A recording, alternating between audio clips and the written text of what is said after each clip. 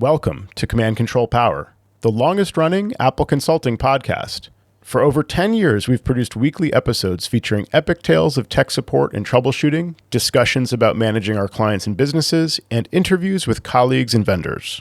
For our pro listeners, we offer Patreon-exclusive shows. This private podcast feed is tailor-made for IT professionals looking for advice and guidance on the more challenging aspects of running your practice, working with your clients and employees, and managing your fleets of devices. For a modest monthly contribution, you'll unlock a world of deeper Apple expertise, meaningful connections, and a shared passion for Apple technology. Simply visit commandcontrolpower.com and click support. And now on to the show. Welcome to another amazing, rant-free, anger-free episode of Command Control Power. Thank you for joining us. I'm joking because our recent show was me and Jerry and Sam ranting about the complaining things that we all deal with on a very regular basis. But we're going to make this show a more positive experience for listeners, hopefully. But if you enjoy a good rant, definitely go back and listen to the prior episode and let us know your thoughts. What's magical? I wanted to VPN, or I wanted to connect to a local network for a client that was using Unifi. And I had just installed this system about a week and a half ago. And it's a double natted system. I guess you can do some port forwarding in the Comcast router to make a VPN work through Unifi. Do you know that? Yeah. Do we know that? I assume that you may be able to forward ports like from like the ISP's router or whatever. There's actually, Unifi. Yeah. Okay. There's a little note in Unifi when you go to the network, the WAN, and you put in what the real WAN is, and they say, oh, no, you've got to do this port forwarding. But I couldn't because I wasn't on site and I couldn't access the Comcast router. And Joe said, why don't you use teleport? And I'm like, I know about that. That's the site-to-site thing, right? And Joe said, no, the site-to-site thing with Unifi is called what? I didn't know you were going to be giving me a pop quiz here. Is it SD-WAN or something? Or No, it's some other marketing term. Site magic, SD-WAN. Site magic, yes, indeed. So I said, okay, thanks, Joe. I got off the phone with him, and within moments, I downloaded the iOS version of Wi-Fi Man, because that's how you access it, onto my Mac. And I turned on teleport on the Unifi in the Unifi control. And I made an invite for myself. And magically, teleport made the connection. And now I've got this I don't need VPN anymore. And it's fast. So I'm on the network through this Wi-Fi Man app and enabling it on the Unifi side. And it's beautiful. Nice. I'm glad my advice worked for you. I noticed you haven't paid that invoice yet, though. Did you receive it? Dear Jerry. We're investigating it right now, Jeff. So we'll get back to you on that. I had to pass it on to a senior person here. Yeah, no, so I'm sure we're investigating. You have accounts payable working on that one. Yeah, yeah, we're working on it. By the way, that's great. This is neither here nor there, but my wife was listening to us record the other day. And after I saw her afterwards and I came downstairs and she's like, you guys are really entertaining. I was sitting there laughing at you all. And I was like, I hope it was not laughing at us, but laughing with you. She said, yeah, it was really entertaining. I was like, thank you, because that's a non-technical person listening to the show. Yeah, that's why we're making the big money here with the Patreon and the sponsorships and everything. We're just rolling in the dough. As a matter of fact, I had an elevator installed and I've got a telephone in it. But before we leave this topic, I don't want you people to not take a look at this, because everyone listening, if you're a Unifi Ubiquity person, take a look at teleport through Wi-Fi Man. It's the bomb. You don't have to do any configuration. Nothing. Jerry, to question you on that, you said you didn't need to use a VPN, but I'm assuming that teleport is some sort of VPN connection, correct? Mm-hmm. I mean, yeah. It's an auto config. It's like a profile or something that knows to connect back to your Unifi. Yeah. And as long as you're running Wi-Fi Man on that's how you access it. So it's as if you had a Sonic Wall and you use the Sonic Wall app to connect into the VPN. It's the same thing, but it's just magic. That is sweet. Unifi is hard at work at Wi-Fi Woman. It's coming soon. And then pretty soon, everyone will be able to access this wonderful service. But it seems Why can't it be Wi-Fi person? That's what I want to know. It is it's a weird name. That's my point, is like Wi-Fi man. I don't know. But okay, it's cool. I'm glad that worked for you. This was all theoretical. I've never used it, but I was like, I think they have a thing. But I'm like, Jerry, try this. It's like me. Jerry will try anything. Yeah. Data, but Jerry will do it. So why did you need a connection, by the way, back to the home office? Oh, there you go. Yeah. I use Hoodoo for their documenting their network, and I wanted to do a local IP scan and then import that data into Hoodoo. Mm-hmm. Yeah. Oh, and you have an on-prem Hoodoo, right? No, I do their cloud instance. Okay. Yeah, I used Hoodoo after your advice, and I love it. It took me a while to transfer all my stuff out, but it works great. Yep. Transfer from 1Password? No, I was using a tool called Basecamp for way too long. Yeah. It was very basic, and I really needed to get out of there. So I finally took the plunge. And like I said, we all took some projects on, and we all shifted our stuff over. And now the nice thing I like about Hoodoo, just again, in comparison to what I was using, is the organization of like passwords here, knowledge base here, global data, global knowledge base for the whole company here. And it's very organized. It's organized very well. So that always makes me happy. Yeah, you can upload pictures now. That wasn't really a thing for a long time. So that's helpful. If you're taking pictures of the network rack, you could put in the company logo so you could easily identify it. You can really personalize it and customize it whatever way you want. Nice. Yeah. And Sam, are you hosting your own instance of it or no? No, I'd rather not. Yeah. I thought I heard you say that you were doing it, but I'd rather just pay someone to do it. Yeah, the savings that was represented there versus screwing around with it when it wouldn't work and stuff like that. I just need reliability. No, I hear you. For me, I'm still using 1Password, as you guys probably know, and I've complained about them in the past. I think once, a long time ago. No, never.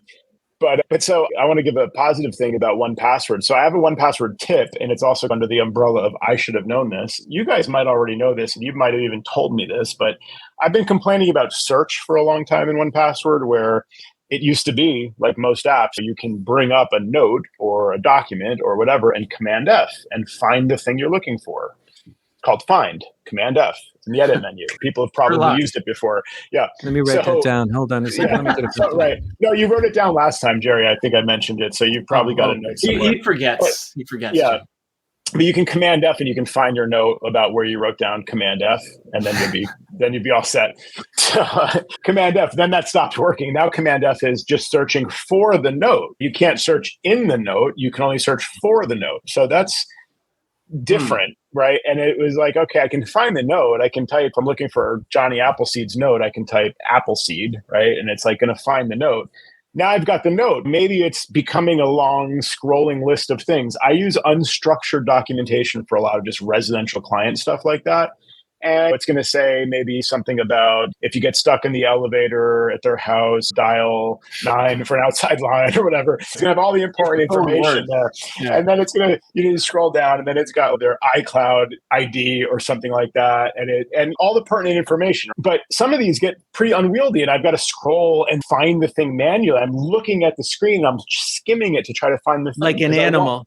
Like an animal. I used to be able to Command F and just search for Apple, and I could find the Apple ID or whatever. Mm-hmm. Now I realized just by trying this that you looking for the Apple ID or the iCloud ID? That's what I need to know. Yeah, exactly. Now they're called Apple accounts. I don't know if you guys heard that. Oh yeah. Except in old OSs. So now you've got to have documentation for every possible variation of that. And also they moved profiles. So it's not under privacy and security. So now my script is, if you're running an older Mac OS, it's in the system preferences. If you're running these two versions of Mac OS, it's in system settings.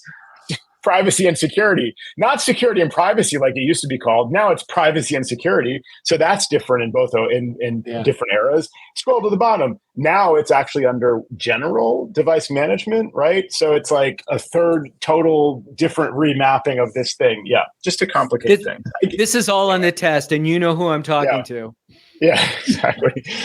So I'm in 1Password. I'm trying to find a note. So let's say I want to search for maybe Appleseed's a bad example. Yeah. Okay. Let's say I want to find Johnny Appleseed's iCloud ID, right? Or iCloud like username. So I can type in the search field Appleseed space iCloud.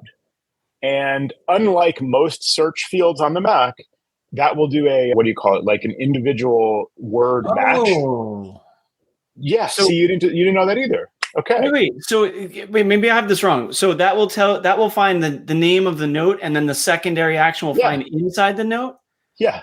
Oh. Which great. That's exactly what I wanted. And like you, I didn't know that. Didn't know, me neither. And I just one day tried it. I'm like, this is getting to be annoying. I'm just going to try this. And sure enough, both terms are highlighted in the document. So if you've got their last name Appleseed in there, that's highlighted in the note. Fine, I don't need that. But if you scroll down, iCloud is highlighted along with Appleseed. I don't know what this means, but isn't that called Boolean search? But it's different though, because it finds the note which contains the person's last name, and then in that note it highlights both the first search term and the second search term. It does it's like a non-exact match or something. Like normally it would search for the entire phrase Appleseed iCloud with a space in the middle, and you wouldn't find it. But in this case, it searches for, maybe it's Boolean. It might be a Boolean search, like an or basically is implied between Appleseed and iCloud. But the good news is it highlights both terms. Anyway, it's it solves that problem for me of how 1Password changed. But that's a pro. Yeah, it sure is. And they just turned 18 years old. So congratulations to 1Password for turning 18. Really? Yeah. Whoa. Okay. That's like a lot older than I thought they were, but cool. Yeah. Now, what do you think is going to happen to your... I turned 20. Your friend 1Password, have they been Sherlocked with this latest version of the OS, or what happened there? I'm psyched that Apple introduced the Passwords app, because do you remember the days of keychain access? Are you kidding me? That's what we used to have to deal with. What is this certificate? I don't need that. Delete that. Or what is this? What is this API key? Delete that. Or what do you call it? But yeah, like the fact that we've had passwords, it blows people's minds to show them Safari. It used to be preferences or settings, passwords, let alone now it's in system settings it's in system settings, passwords. They love it. They love just finding that out, because every single client has the same response. I see those suggestions and I never use those. And because they're too complicated. I can't remember that. I'm like, that's what Sam says. Yeah. How about you, Sam? Do you think 1Password's still in the running here, or what? If you think about it, 1Password has a lot of other functionality, like for sharing and stuff like that in a business setting, that maybe it could Sherlock like the individual use cases of 1Password, and it'll hit that game hard. Yeah. But I think there's so much to 1Password now with these fancy searches that Joe's been talking about. But I know a guy who manages his company information for his different clients in 1Password. I'd like to talk to that guy. Yeah. So I used family sharing, what do you call it? Shared passwords, whatever, for the first time today. I've never used it for some reason. I just haven't had the need or the opportunity. But I have a home user. Again, I have a lot of residential clients, and they have a iMac at home where, one person is signed into their iCloud, obviously, but they both just use that Mac. They don't have different user accounts on the Mac. And this was the Facebook issue that I was complaining about recently, where the passwords are saved in the Mac under her husband's iCloud account, right? Because that's the Mac. They don't sync to her iPhone. So it's very easy. You go into passwords and you can choose to enable the password sharing. You create a group. You can create a name like family passwords or whatever, and you can choose which passwords go into that group. And then in the future, you can move passwords between them. So very similar to 1Password vaults. So that was very useful in that case. But again, it depends on family sharing, I believe. I don't think it works outside of the family sharing situation. So it's not for enterprise at all or any company situation, but it's very useful in the home. The other thing that 1Password has done that Apple's not doing is it's cross-platform, cross-browser, right? So the two use cases for 1Password used to be if you're a company, obviously 1Password, but also if you're a residence and you want to share passwords in the family, I used to recommend 1Password. Now you can do that with the shared passwords in iCloud Keychain. Yeah. The third reason that I would recommend 1Password was if you use Chrome and you really insist on using Chrome, or you want to use Chrome and Safari, and I can't convince you just to use Safari, it's easier and better and whatever, then 1Password supports cross-platform. But now Apple also supports, they have an extension for Chrome, right? And I think Firefox. I'm sorry, not Apple. Did I say that? Apple iCloud Keychain can now do that. So there's fewer and fewer reasons. So to your point, Jerry, it's Sherlock for the home user, I think, at this point. I think, I would say 30, 40% of their market share, if I had to guess, might be that big individual. Okay. I would think so, yeah. And Richard Russell in the chat mentions they bought Collide, which we mentioned probably a few months ago. And now Collide is advertising as Collide by 1Password. So I see the benefit of this. There's pros and cons to capitalism, as we talked about in the last show, but venture capital moves into 1Password, right? They're let's blow you guys up. Let's give you a bunch of money and see what happens. 1Password buys Collide. Good for Collide. Honestly, very happy for Collide on that. And then now Collide can benefit from the sort of mind share and technical capital that 1Password has earned. And when Collide advertises, they're under the umbrella of 1Password. So it actually really does benefit them. And besides, like, Collide can be integrated better with 1Password and so on. So I think that's actually a really solid benefit. If you need Collide, it's even more approachable now being part of 1Password. I give 1Password a lot of credit, speaking of when they took on a bunch of money, going into the enterprise. They really went much harder into the enterprise, saying, like, now we all complain because they stopped caring so much about individual end users and residential, and like the way that we've been using 1Password. They care more about the enterprise. But credit to them for seeing the writing on the wall from Apple, that when Apple comes out with the Passwords app, that's got to decimate the market for 1Password in homes, right? I got to tell you, if they find, or if they already have it, and I don't know it, a way to import my data easily from my 1Password, then it would make it usable. But for right now, I don't want to go through the painstaking task of changing everything that I have over. You would switch to Apple passwords instead of 1Password? Not for my business, but for individual use, sure. That's a good point. Because they're actually annoying when they both conflict, right? So it actually would be really nice to say, I'm just going to use iCloud Keychain for all my personal stuff and use 1Password only in business, which is what it's designed for. You know? Yeah. The other thing too is, and I have nothing to base this on, but maybe this investment capital that he got, this venture capitalist company that invested in 1Password had already Collide in their portfolio, and they said, let's see what happens if we take these two companies and put them together, and maybe they can make something. Sum is greater than the parts. Maybe it wasn't 1Password that actually made that acquisition, and it was part of the agreement or something that they had in mind. Yeah, that's a good point. I'm sure that's might be public knowledge already, but I'm just theorizing. Yeah, why don't you Google Live on the show, Jerry? You'll find out. Yeah.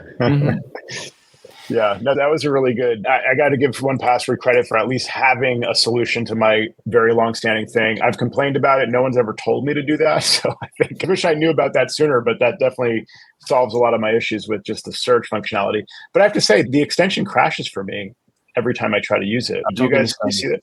You click reload 1Password like 5 times a day, right? Like in Safari. Yeah. I'll make it brief, but I do still have issues. I'll put it that way. The extension also doesn't sync up with the 1Password app. So when I put in a new password there, it doesn't show up in my extension. Oh, wow. It's frustrating. Yeah, that's annoying. Okay.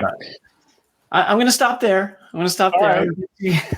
A little birdie told me you had a Microsoft 365 topic to discuss. Really? Who could have told you that? That's crazy. Yeah, I had this actually happened, I think, a few weeks ago at this point now, but I've been itching to bring it up on the show because it absolutely floored me as to what happened. And you're involved in this, Joe, just on a positive note. But, I thankfully saw a similar issue a week before you, right? Yeah. This blew my mind. I was like, so we've gotten definitely emails from customers that are like, I've been hacked, like all this stuff, or one of my employees has been hacked. And it's just a typical phishing campaign. The from address is different. You're like, you're not hacked, relax, all that stuff. But I get another email like that, and it's like, this looks suspicious. I think we've been hacked. And I'm like, oh. And I look, I'm like, oh, the from address looks like the actual address. I'm like, let me look at the source. That looks like it's coming from oh my goodness, they've been hacked. I was like, this is legit. Yeah. And so I was like, what do I do? So I start going into panic mode because I'm like, they have multi-factor authentication. How did this happen? And what happened was during the breach, the attacker got access to the end user's account and sent a mass email to everybody in their contacts with a sketchy attachment that said, oh, this is my SharePoint link with my voicemail. Please listen to it, or something like that. And of course, on the back end, they set up rules in their Outlook to filter out the return emails and just delete them. So the user didn't really know anything was going on until one of the recipients in the company mentioned that this was happening. So we're going into full-blown panic mode, and I'm trying to sort out what's happening. And they're asking questions like, how did this happen? Of course. I'm like, I genuinely don't know yet. I can't figure this out. So I posted in our chat, in our internal chat, and I asked you guys, because I was desperate. I'm like, I need help. Do you guys know anything? And Joe, you come back with, I think I clued you in just by saying, like, they were infiltrated. We don't know how. Have you guys seen this? That was the clue. Yeah. Yeah. And you had mentioned something to do with a tool called Perfect Data. And right. Exactly. At first I said something like, something about authorized applications. Like, it was in my head because I didn't deal with it. Tim dealt with it. So I said that to you and you're like, oh, interesting. And then I went back to Judy in my group chat with my team. And I said, do you remember like something about this client having this issue with applications, blah, blah, blah? Because Sam's dealing with something right now. She found the message from Tim that mentioned something about Perfect Data. And just luckily it was the same freaking scam. Yeah. And it's actually, I found, so you mentioned Perfect Data. I started looking it up and I saw that there was some history here of this happening with this enterprise application in Entra or Azure or whatever the heck you want to call it these days. Today, yeah. Yeah. So I'm like, okay, I think you might not be onto something. So I log into their Entra portal and I go to their enterprise applications, and there I see it in book, because it's all in caps, this app. Perfect Data. Right. And I'm like, oh, snap. And I'm like, so then I'm like, I'm both giddy and scared at the same time, because I'm like, what the heck? So to bring this up to where we are now with this, or a little bit before current times, I went in there and I ditched the app, or I disabled the app is what you should do in that case. Oh no, here's what I did. I deleted the app. So I was like, okay, no more Perfect Data. I reset the user's password. But just to give everyone some backstory onto this, apparently Perfect Data is a legitimate enterprise application. That's an add-on, and it helps with backing up email data. So it actually clones the email folder. Oh man. Yeah. Wow. So I was like, I'm like, this is so not good. So that's something I had to relay to the customer, but we got Perfect Data out of there. And then we resolved the issue with the password and all this other stuff, just reset all their credentials. But then, so what we didn't realize was less than 24 hours later, someone clicked on the link that they sent. And that brought back Perfect Data. It brought it back? Yeah, it brought it back, because this is what I found out is you shouldn't delete it necessarily. You should disable or block that application. Right. And so I was like, oh my God, I'm scrambling here. So anyway, I asked Microsoft about this, and they were just like, well, please understand, we can't block every app. This is a legitimate tool. I'm like, yeah, but it's a legitimate tool that's being obviously overrun somehow. So you should block this app. There should be no reason that this is considered a valid enterprise application in any way. Double confirm any new install, like double confirm or something. I don't know. Yeah. But here's the other piece of this that I think could be potentially useful information out there that I dug into and I took some notes about too. By default, users can add their own enterprise apps when they see a tool that they want to use. It doesn't install for the organization, but it installs for them. And that's default behavior in Microsoft Entra. I turn that S off right away. So you can go into, I have a note on this, applications, enterprise applications, consent and permissions, and do not allow user consent. Or you can allow it from verified publishers, but I just said no. I just said do not allow user consent at all. Because Perfect Data would be a verified publisher, right? So it wouldn't have stopped this, And then there's another piece of it in Entra under user settings that users can register applications, and I turned that off as well. Can you put that in the show notes? Yeah, I will. Absolutely, Jerry. I'll tell the person who does the show notes to pop them in there.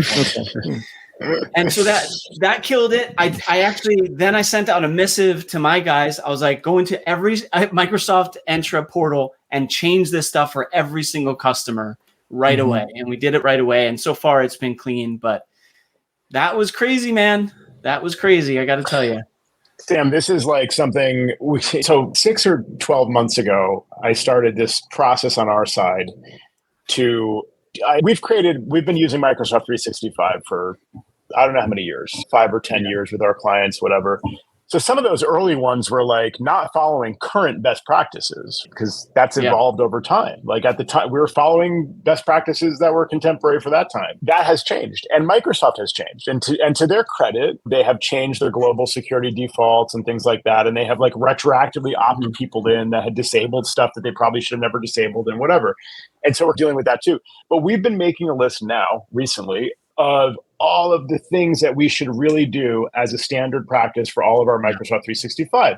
But this is the kind of thing that it's always evolving because there's a new scam. It's a cat and mouse game. This needs to go on our list, turn off. And Tim made a note of this because when he dealt with it, this is how this guy got scammed for the third freaking time. They've scammed the same customer multiple times. And it's always using, the first time is really simple and stupid and he fell for something or whatever. Now he's no longer, because that was 5 or 10 years, he's no longer an admin. We're the admin. His is not a global admin anymore. He's the one and only person on his account. In the early days, he was the admin by default. So he's not an admin anymore. Obviously, multi-factor, all the things. They find another way in. We're like, I don't know how this happened. And then the most recent attempt is this. So but the fact that it's evolving so quickly, like these things, they find new ways in. And Microsoft is very good about figuring out what the right defaults should be.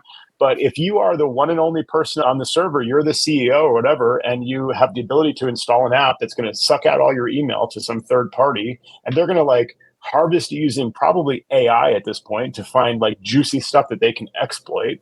Going back 10 years or whatever it was with this one client, there's probably stuff that they learned at that time about his net worth, about the accounts that he has. He had a bank scam at one point where they somehow got into his bank account. We still don't know how. They added their own phone numbers to his account, like as authorized phone numbers. Wow. So it's just a mess. But when you have a target like that, where they know that this is a juicy payday for them, possibly, they will try everything and they'll find these newer and better scams. And they will find the way he was exploited, I believe, was through Dropbox. I think they got into his email account through this perfect data thing, linked it to a Dropbox sign thing or something, so that like in your case, the emails that were going out were like actually from his account, and some of them were from Microsoft 365 actually from his account, and others were from Dropbox that was indeed linked to his actual email address. So it's like sending from Dropbox legitimately from him, but like he didn't have access to that Dropbox account. It was like a pre-existing account that he had a long time ago and forgot about or whatever. And this hacker like reactivated it through having access to his email. So it's like a chain of attacks that is just getting more and more sophisticated, and they will try harder and harder to do it. Going back to the thing, like you said to your team, go into every account and make this change or whatever. We're still working through the original list of enforcing security defaults and making sure that they're using Microsoft Defender and like all the different things that we want them to be doing. But for us, it's not just go in and do it and spend their money. It's do the review, make note of what they need us to do or what we recommend doing, and then reach out to them to say, we recommend doing this. It's going to take 30 minutes or an hour. It's just, it's like a process. And I don't know, that's part of what I've been dealing with, trying to deal with this. Yeah, I think that is the ever-evolving process as well. But you can build that as we're going to do a fitness review or something like that. Yeah. I have to say, this at least triggered this client to be more alert and also buy a product. We weren't making any money on this particular product, but buying a product to help scan their emails and keep things clean, which they had previously refused as well. So there were some of those benefits that they had to fall victim to something first, but after that, this allowed them to then take some of the precautions that they should take. But yeah, to your point, this is ever evolving. It's a little scary because if you don't catch up to it, then it's on you for not doing something when it's like you plugged all the holes that you thought. Yeah. I have to say one just additional piece of this though. there is an extreme measure that you can take that most people, I'll say, wouldn't take, which is like the whole full-on Microsoft conditional access stuff, which basically says you can only log in and download emails if you're on your company IP address or if you're on a work device or this or that. And you can go full on with this stuff, but it becomes a headache too. Yeah. It's like, where's the balance of this is annoying? I have to connect to VPN and check my mail. Or so is that why? So that thing about conditional access and stuff like that, is that why when you go to add a Microsoft Exchange account to your iPhone, there's now a security delay? That's part of, if you have, what is the feature called? I'm drawing a blank. It's Apple Security. What is it? It's related to trusted locations or known locations. Oh, it could be actually. I don't actually know for sure, but you might be. It might be. I'm looking now. Thing. Yeah, I forget. I don't know why I can't think of that. So it's the same thing that we all talked about when it came up, where if you go to change your Apple ID password, it used to be just like go to your Apple ID settings and you're good to go. All you need is the passcode. And hackers were like, oh, good, I'll just grab your phone. I saw you type your passcode. Now I have access to all your stuff. And I locked you out of everything too. And now you're screwed. And you're at a bar in New York City and you don't have no way to get home to even get to your trusted device to try to undo the damage that I caused. That was a freaking mess. So Apple thankfully did what did they call this? I don't know why can't I think? Yeah. What? It's late. It's late. Yeah, it's late for you guys especially. But okay, so anyway, they have that feature that I can't think of. And I believe that also affects Microsoft Exchange, because for the first time last week, I was walking a client through signing in on his iPhone. And he said, I'm signed in on my work PC, but I don't have my... So fine, go to settings, go to your account. Is it asking you for the password? No. The account that's in there is just not working. It's just not receiving your mail. So I'm like, all right, we'll delete the account. Add it back in again. No big deal. You go to add it back in again, and it's, would you like to start the security delay? It'll take 1 hour before you can go back in and add the account. And I was like, wow, okay. And I'm pretending that I know all about this already, when I'm talking to him on the phone.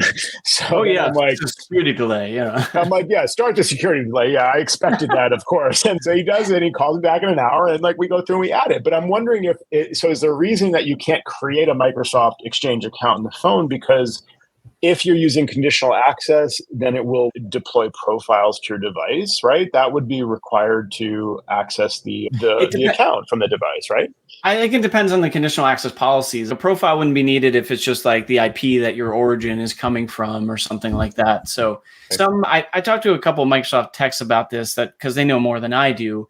And they're like, well, you should consider doing at least that to say, if you're going to allow logging into email from anywhere, at least say if you're not on a trusted network, that you can't download or grab permanent copies of stuff. And I'm like, I guess that's all right. That makes sense. I can still screenshot it. You're trying to do what you can. More work.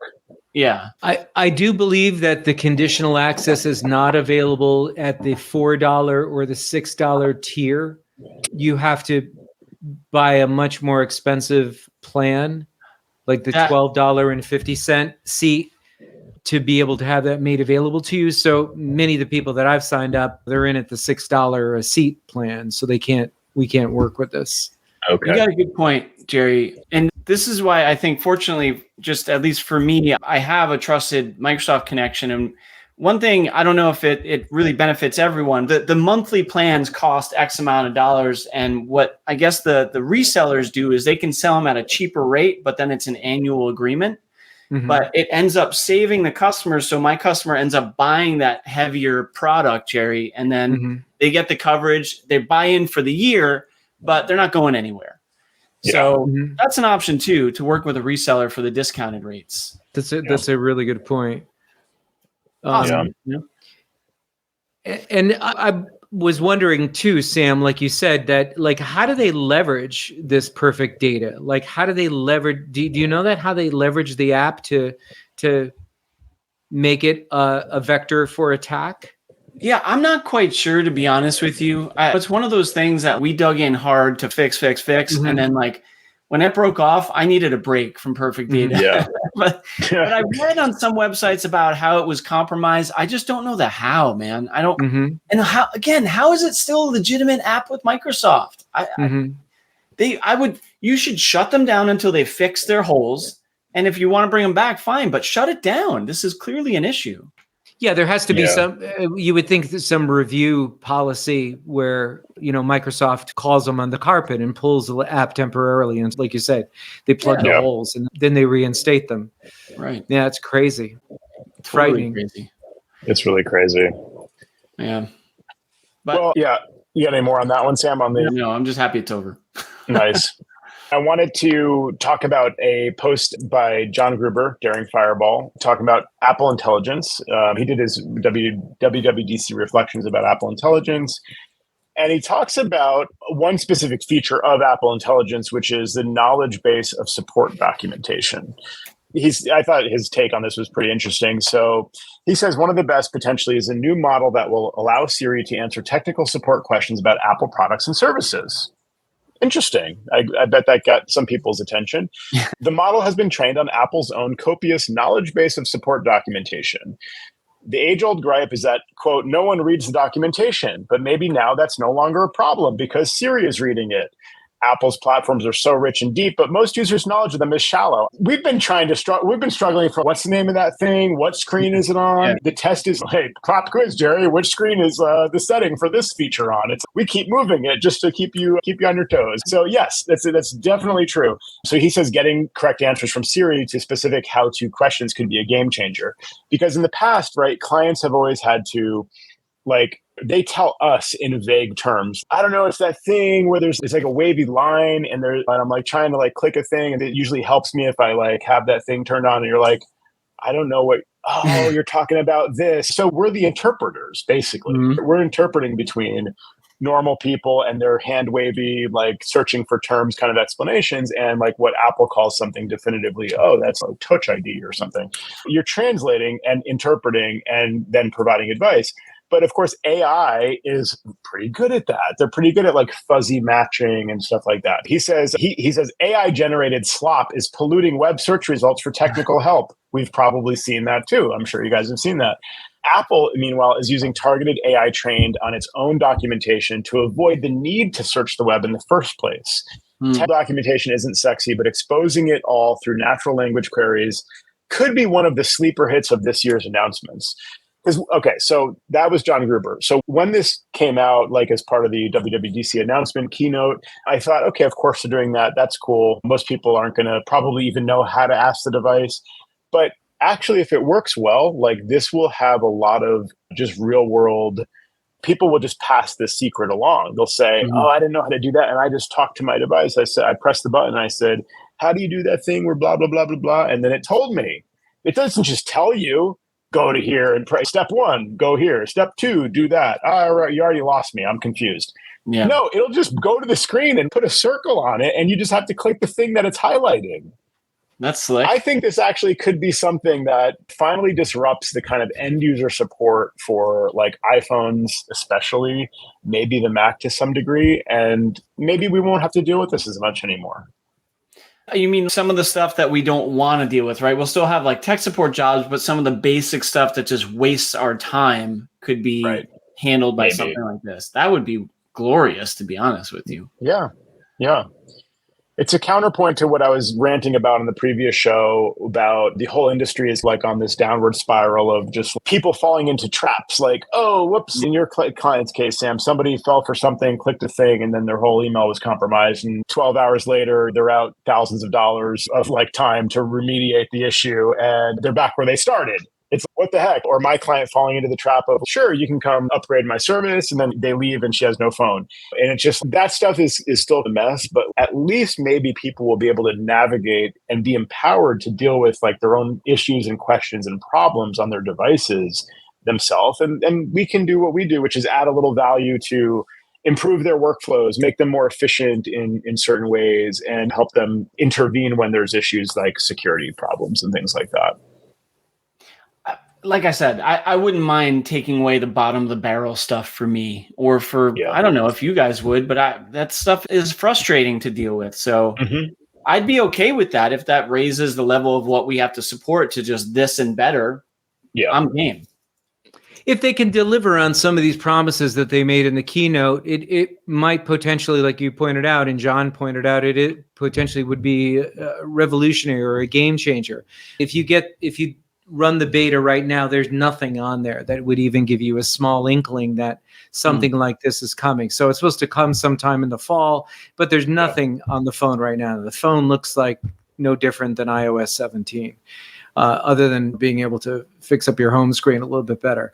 The other thing to keep in mind is one of the points they missed. Imagine if Apple was able to bake in a little AI into email and be able to look at an email and say, yeah, this is good, or this is rubbish, this is a scam. It can't be that difficult. And it just seemed like that would have been something which would have gotten everybody's eyes to pop out. I thought they did something like that, prioritized inbox or something. Yeah, but no, to say that, hey, we're perfect data and we want to click on this link. Yeah. You just triggered me. This looks like a scam. Yeah. Yeah. It's not a chateau in France, Sam, for you. It's perfect data. Perfect data. Oh, man. No point though there, Jerry, if it can help protect the end user a bit more and be like, halt, like one of your stickers, and just make sure stop and think. Stop. Yeah. Stop. Property of MacWorks. Or like Joe's sticker, like, peace, I love you very much. You please don't click this. Yeah. Right. But but I'm thinking about this more, because if they just did a basic check, like the name or the email address does not match the from or anything like this. Warning, this is like a big old something. Yeah. That alone would prevent a lot of things like that. Yeah. Apple should be talking to us. Yeah. I know. I say that all the time. Honestly. Yeah. Hire us. Yeah. I mean, sure. Yeah. Sure. Yeah. They'll do that. Yeah. We're already infringing on command control power is probably their trademark anyway. Although it's actually technically control command power is the way you're supposed to organize the keyboard shortcut. I never learned it that way. I learned it as a kid. Actually, I learned it it was a control open Apple restart was the thing. Did you ever learn about open Apple and closed Apple? Yeah. Oh my God. Yeah. There was an open Apple and a closed Apple. Cool. Crazy. Yeah. Good times. Those were simple times, weren't they? They really were the simple times. We thought it was complicated then. Oh, man. So speaking of security stuff, iCloud is actually, I got to give Apple some credit. iCloud security model is actually really good with privacy in mind and security in mind. The fact that they allow you to encrypt your data at rest and in transit and end to end, basically, I don't know if anybody else is doing it to the same degree. I really don't, unless you're like hosting something yourself, like as far as like a public cloud kind of feature. They're pretty unique in that. So I'm talking specifically about advanced data protection. I had someone ask me about this recently, and it's one of these things where you might think, oh, I need to be really careful about this. I need to like make sure I know what I'm doing and I don't get caught out and this and that. But I think it's actually really well thought out, and probably everybody should just enable it. It's the kind of thing where they make this an option for certain data, like for, I don't know, like your iCloud photos and things like that. Whereas like by default, that's not encrypted on Apple servers. So essentially what that means is if you're able to reset your password for iCloud, then, that data is all yours. That's all you need to be able to do. With advanced data protection, that's not good enough. Like you actually need your recovery key, or you need your trusted, I forget what they call it, your or something. Yeah, your trusted contact to who you, like when you turn that feature on, you select at that time. And so I had somebody ask me about this and what are the implications of doing that? And basically the idea is so this is what Apple says about it. Advanced data protection is designed to maintain end-to-end encryption for shared content as long as all participants have advanced data protection enabled. Which, by the way, that's actually really great too. They didn't even have to do that. But if I'm sharing something with you guys and you have advanced data protection turned on and so do I, we can both trust that Apple doesn't have access to it. The government, a hacker, no one has access to it except for us because we're the trusted person. But what I think that implies is that if you don't have it turned on and you're sharing data with someone else, obviously that means that it still works, but it's not encrypted on the other side of things because by definition, to share it with that person, it has to be unencrypted before it reaches them. It says this level of protection is supported in most iCloud sharing features, including iCloud shared photo library, iCloud Drive shared folders, and shared notes. That's, again, actually really great. Like the fact that they made that work between two people that both have this feature turned on, that therefore it's encrypted everywhere. I think the only exception is like mail, because mail was never designed that way. And if it needs to interoperate with the global email system, it can't. But you have SMIME and things for that. But yeah, I just thought that it's just worth a reminder that basically everybody should probably turn on advanced data protection in your iCloud settings. And it's pretty straightforward to go through that process of turning it on. And there doesn't seem to be really any downside whatsoever, and a huge upside in terms of your security and your privacy. You can't do it if you have an Intel machine, obviously. Oh, I didn't know that. Really? Advanced data protection? I didn't know that. Pretty sure. Mr. Apple, where's our banner, Joe? Mr. I don't have it ready. Did we change my name? Mr. Apple. Oh, yeah, the other one was Mr. I know what Jerry wanted to call you, but we're not going to say that on the air. Yeah, Mr. Terminal was the Mr. Terminal. That's right, Mr. Terminal. Yeah. I like that one better. Yeah. So what was the question? It can't be an Intel. I'm not sure if for this particular thing, or are we sure? Yeah, I didn't read that in my reading of it. Yeah. Okay. I'm pretty sure. This coin will make a new Mr. Apple in the crew. Well, can we look it up live and I get to win a prize, maybe a sticker or something like that? You're responsible for your own. Have you heard the phrase "do your own research," Jerry? I don't know if you've ever heard that term. I could. You're pretty good with the computer, Joe. I'm not sure I could even type at this point. So I'm only good if you come and run the computer for me, though. When you offered it, that's the only. Premium, though, it's a little bit much. Yeah. You can go to the data security overview, iCloud data security overview on Apple's site. That's the knowledge base. I did a Command F for find. I don't know if you guys have ever, and I searched for Intel. Wait a minute, let me write that down. Hold on. Command, my pencil. No, you got it. Here's my pencil, by the way. Jerry, if you Command F, you'll find your previous note explaining the Command F shortcut. So it's not on there. So they don't mention Intel. I don't know if it's an app. Maybe I got to search for Apple Silicon. Let's try to overtake the throne. I had a Mac Mini. That wasn't an M series, and I couldn't turn it on globally across my Apple ID. I'm pretty sure they do say something about all of your devices have to support it. I thought that was more like the version, the OS version. That could be. I had one that was pretty old. Yeah, so this is starting with iOS 16.2, iPadOS 16.2, and macOS 13.1. So that's when this became available. And they have a whole chart on here about which features are encrypted end-to-end and which are not. And then with advanced data protection, basically almost all of them are. So just a reminder that I thought this was to me, it's, I better be really careful and think about this carefully. And I don't know if I want to recommend it, but I think I would just recommend it to everybody pretty much. The downside, why does Apple not opt in people? You could get locked out of your data. If you lose access to all of your trusted devices and you don't have your recovery key and you don't have your trusted contact, or the trusted contact is having their own problems or whatever. There's edge cases, and there's going to create a lot of people screaming in the Apple Store. That's probably the main reason they don't turn it on by default. But same reason though, just for lawsuits, legal reasons, things like that. If you turn something on that changes the way they can operate and they might inadvertently lose data, you got class action written all over that. That's true. Yep, exactly. That was spoken like a true Mr. Apple right there. I guess I'll take the term back. Yeah. You hear that? That's right. That's right. Yeah. So I'll give you guys a quick PSA as we round out the show. HFS. You know what HFS stands for, right? Plus? No. So HFS, Hierarchical File System. So it taught me the word back in high school. It taught me the word hierarchical. And a lot of people can't pronounce that word. I always thought it was a tough one.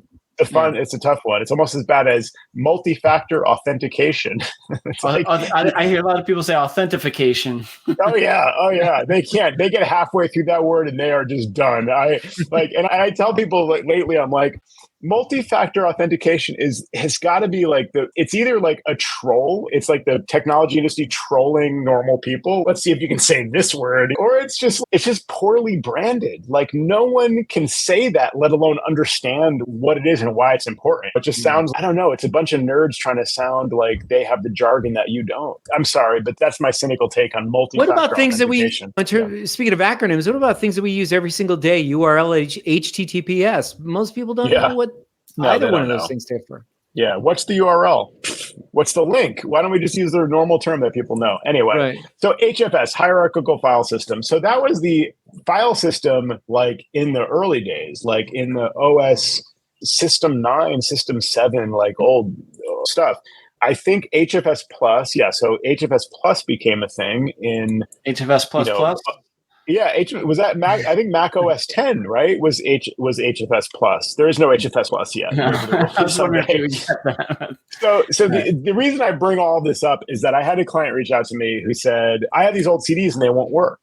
And Apple did away with the file system and blah, blah, blah. And I was like, really? That doesn't, I don't think, I've never heard that. I'm like skeptical. So I did some research and it turns out that old CD-ROMs may have been burned with the HFS file system, not even HFS Plus, but HFS. Huh. And it turns out in Catalina, Apple stopped supporting HFS, which I'm sure I knew that at the time and probably didn't affect anybody, right? But so fast forward, and these people have a stacks of CDs that have HFS file systems, and they put them in, and they just don't work on the Mac, on a modern Mac. That's crazy. I bet I know the client you're referring to, Joe. I don't know if you do. I've been there. No, I don't think so. Wait, no? Who are you thinking okay. of? Now I'm trying to remember. No, it's not the photographer. No, good thought. I was actually just thinking of them also, but they have DVDs that of a lot of their old work and stuff. That I think those had to be HFS Plus, I think, at the time. But yeah, no, this was an artist that has been doing this stuff again since the days of like System 6 probably, or System 7, and was burning CDs to archive work way back then, and just has all these old CDs. If they even are readable at all, like they're not readable on a modern Mac. So the solution is install all those Mac. I just get all those Mac Paint creations they were saving, right? Probably. That's the other problem. Is okay. Now you've got the data. Can you find an app that's going to read it? This is like a whole stacked troubleshooting problem. But yeah, maybe exactly. It's gonna be blast from the past all the way down. But so apparently you can use VMware Fusion. You can even use a free trial, and they have instructions on installing old Mac OS versions. You can install Mojave. You can get a free download from Apple, apparently still install it on VMware Fusion on a modern Mac, and actually tell the VM to use the external drive, and then you can read the CDs. So PSA for anybody out there, but yeah. How about your favorite, Snow Leopard? Can you put on Snow Leopard? I know how much you love that. 10.6, yes, that should work. That should work, yeah. Nice. Yeah. My favorite is Catalina, just so I can say the fucking Catalina wine mixer. I don't know if you guys know that reference. Now you've changed the rating on the show, for goodness sakes. That's a great tip, Joe. See, this is why I tune in every week. You guys were a little angry last week, but this week you're really happy and you're all smiling. So I like it when you guys are happy. Thanks, Jerry. Nice. Our biggest fan here is Jerry right now. Oh, man. Yeah, I thought that was a good tip. I'll send you for the show notes. So the person who does the show notes, you can tell them, Sam. And I'll be sure to tell them. Guys, there's the hearts. Love you guys. All right. Thanks, everybody, for tuning into another episode of Command Control Power. We really appreciate you listening. Let us know that you heard the show and let us know your feedback. We'd love to hear that as well. What do they have to do? They have to watch the show too, right, Joe? And like us on YouTube. Like us on, I was going to say Facebook. Like us on YouTube. You can like us everywhere. Yeah, and consider signing up for Patreon for more behind the scenes episodes where we talk a little bit more candidly. You probably get a little bit more juicy tips there about how to navigate certain tricky situations we all deal with. CommandControlPower.com. Click on support for Patreon. Yeah, and just sign up. And if they sign up, they could watch the not for prime time videos through a private link, correct? That's right. And we could have more than 7 people watch them. Yeah, that would be really encouraging. But in the meantime, you can watch the show, the public shows. Just look for the link in the show notes to the YouTube stream, and you can watch us rant and rave live. So if you're interested, there was a funny one a couple of shows back where Jerry fell off of his chair. That was that was pretty funny. It's a Patreon show though. You got to be signed up. Yeah, help I fall in and I can't get up. Yeah. It was that kind of thing.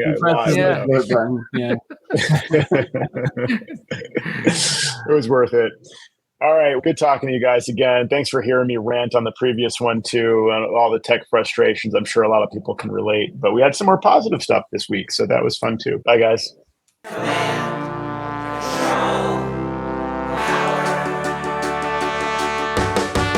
Jerry does his voices of customers of all kinds. Am I on the cloud? Joe spins his deeply